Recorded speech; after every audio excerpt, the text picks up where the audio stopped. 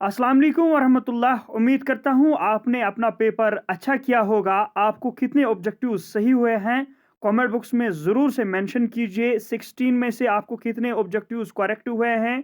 तो आज के इस वीडियो में हम डिस्कस करने वाले हैं जो आपके एमसीक्यूज रहे हैं आज के पेपर में साइंस क्लास 10th का। तो वो हम यहाँ पर सॉल्व करने की कोशिश करेंगे। इस वीडियो को एंड तक देखना और अपने दोस्तों के साथ ज़रूर से शेयर कीजिएगा। ये आप यहाँ पर देख सकते हो, ये है आज 2025 का पेपर। अटेम्प्ट यानी 68 मार्क्स आउट ऑफ 80 मार्क्स। फिर बहुत सारे स्टूडेंट्स हमें मैसेज करते हैं कि हमने पहले 68 में से कुछ क्वेश्चन गलत किए, उसके बाद हमने सही किए। आपको मालूम होगा, आपको काउंट किए जाएंगे। पहले जो 68 मार्क्स होंगे वही आपको काउंट किए जाएंगे। उनमें से अगर आपको गलत होगा कोई तो आपको वो गलत काउंट किया जाएगा। पहला क्वेश्चन है define radius of curvature of A spherical mirror. आपको मालूम होगा जो डिस्टेंस सेंटर ऑफ कर्वेचर से लेके पोल तक होगी उसी को हम रेडियस ऑफ कर्वेचर कहते हैं और वो डिनोट करते हैं R is equal to twice focal length. जो रेडियस ऑफ कर्वेचर है वो दुगनी होती है फोकल लेंथ से। नेक्स्ट क्वेश्चन था the image formed by a concave mirror is real inverted and of the same size is the object. What is the position of the object. जो object की position होती है वो centre of curvature पर होता है। मतलब सेंटर ऑफ कर्वेचर पर जब ऑब्जेक्ट होगा तभी आपकी इमेज जो है वो रियल इन्वर्टेड और सेम साइज की बनती है। नेक्स्ट क्वेश्चन जो मोस्ट रिपीटेड क्वेश्चन है आपके एग्जाम का वो है रिफ्रैक्टिव इंडेक्स ऑफ डायमंड। आपके साथ हमने गेस्ट पेपर भी शेयर किया था, उसमें हमने तब भी बोला कि डायमंड का रिफ्रैक्टिव इंडेक्स या बाकी हमने दिए थे।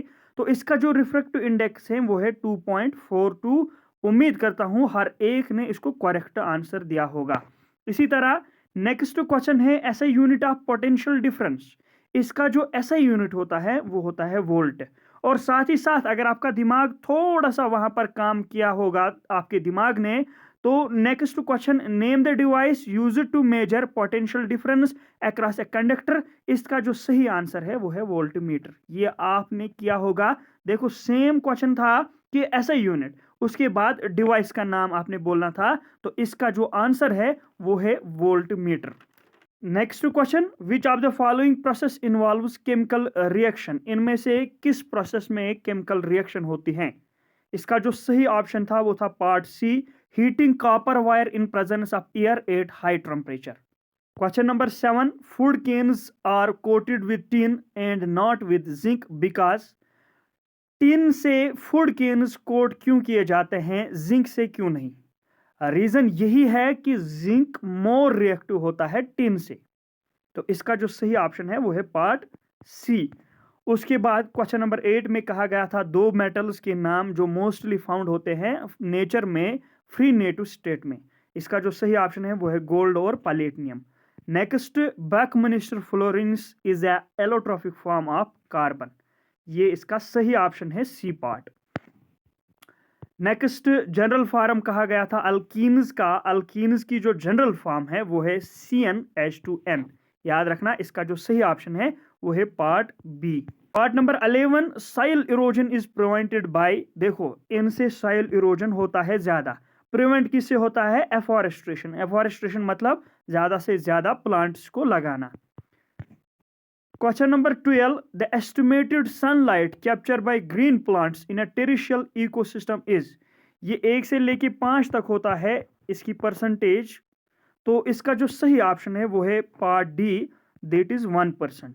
आप खुद भी चेक करना, इसका जो सही ऑप्शन है वो है part D 1%। Question number 13 in a monohybrid cross we get a genotypic ratio of. इसका जो सही ऑप्शन है वो है पार्ट ए 1:2:1 रेशियो। ये इसका सही ऑप्शन है जीनोटाइप रेशियो का। क्वेश्चन नंबर 14 है exchange of genetic material takes place in. इसका सही ऑप्शन है part C that is sexual reproduction. Next question 15 number a zygote which has an X chromosome inherited from the father will develop into a। इसका जो सही option है वो है part B that is girl. अब यहां पर स्टेटमेंट क्वेश्चन नंबर 16 से लेके 18 तक दिए गए हैं असर्शन एंड रीजंस। और इनके ऑप्शंस भी दिए गए हैं यहां पर, जैसे कि कोड्स दिए गए हैं A B C and D। ये आप यहां पर देख सकते हो।